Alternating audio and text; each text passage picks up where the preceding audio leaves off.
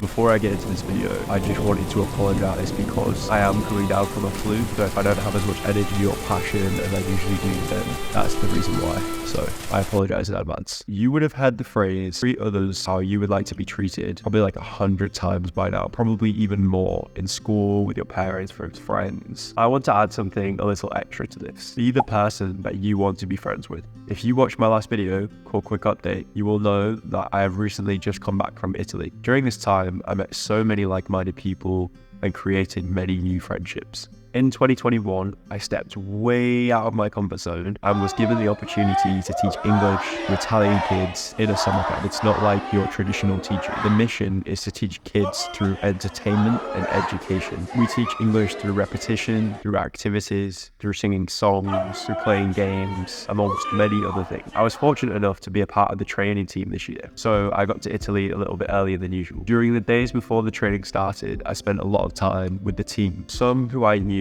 some who I didn't know, but most of them, I never really sat down and had a proper conversation with them until this year. You're probably thinking, Chris, where the hell are you going with this? Why is this important? So skip forward to the first morning of preparation for the training. It's about 8 o'clock in the morning. I've just got out of the shower. I'm just about to get dressed and I hear a knock on my door. And one of the guys say, do you want to come and do a workout with us? And I'm a bit taken aback, so I was just like, yeah, sure, I'll come and see what you guys are going to do, because there's no gym, so I have no idea what they have in mind at this point. And there's already 2 topless guys out there ready to work out. Now, instantly, I'm like, okay, this is going to be an intense workout. Like, we're not in the shade. It's like 35 degrees outside, which is a lot hotter than I'm used to being from like East Yorkshire in the UK. We ended up doing about 5 different bodyweight exercises. We did dips, we did squats, we did press-ups, we did bodyweight jumps, and we did bodyweight rows. This was for about 6 rounds of, I think, like 25 seconds, and then we would have a 30-second rest. After a lot of sweating and grunting and being eaten by bugs, they then said, okay,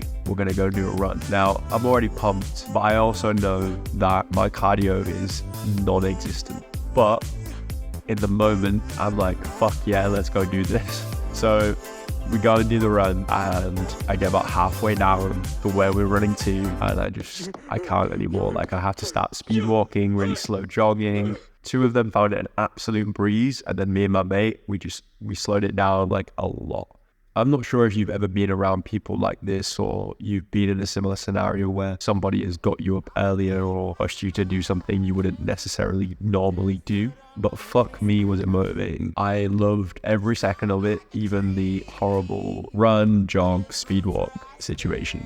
There was something very primal and motivating about a bunch of guys just pushing each other physically and mentally. If one person was to fall, the other guys would pick up that person, like leave no man behind, that kind of thing. That's how it felt.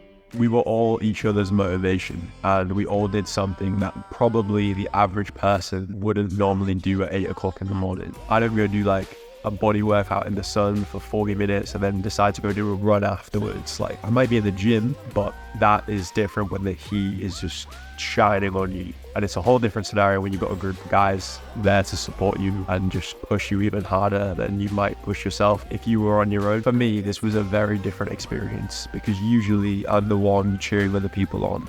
I'm the one trying to get them to eat healthy, exercise, or step out of their comfort zone in some sort of way. So to have the tables turn, it was really interesting to see the other side of that perspective from a whole group of guys and not just 1 or 2 friends. And it helps me understand and solidify a bit more that being that guy is so important in people's lives. Now, reflecting back on this, one thing that's very clear to me is that I do not want to be in that position next year. I mean, physically. I want to be able to do these off-the-cuff workouts, and not only do I want to keep up, I want to be at the front of the pack.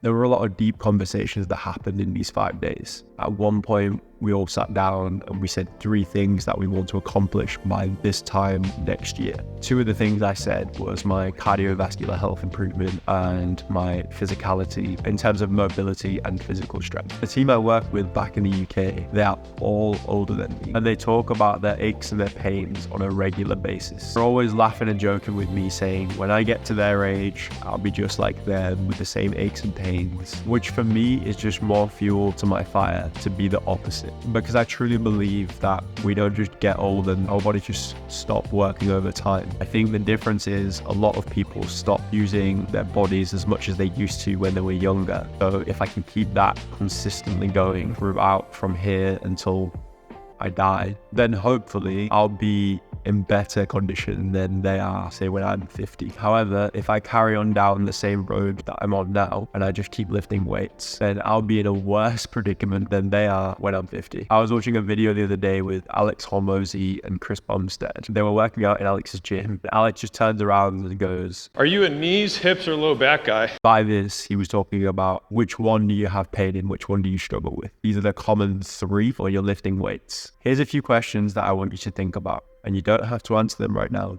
Just have a think about it. Do you know the ideal person that you want to be friends with? Would the people in your friendship group accept this person, or would they eventually be cast out? Are you being or becoming the person that you want to be friends with? When I was writing this, I also realized that when asking these questions, they're quite difficult questions. Because when I think about my friends, they're all very different in their own unique ways. And the mistake that I don't want to make is having all the same types of friends, because then that, in my opinion, limits your scope and your perspective, because everybody will think in a similar kind of way. However, I can confidently say that they all have similar traits. A few examples being open-mindedness, having drive and determination, having love, being strong and understanding when they are wrong. They aren't afraid to be themselves, and they're also honest with me. If you've already done this thought experiment and you've thought about the traits and the people that you like to be around, then reevaluate and ask yourself if you're embodying these traits. And finally, would you want to be friends with yourself?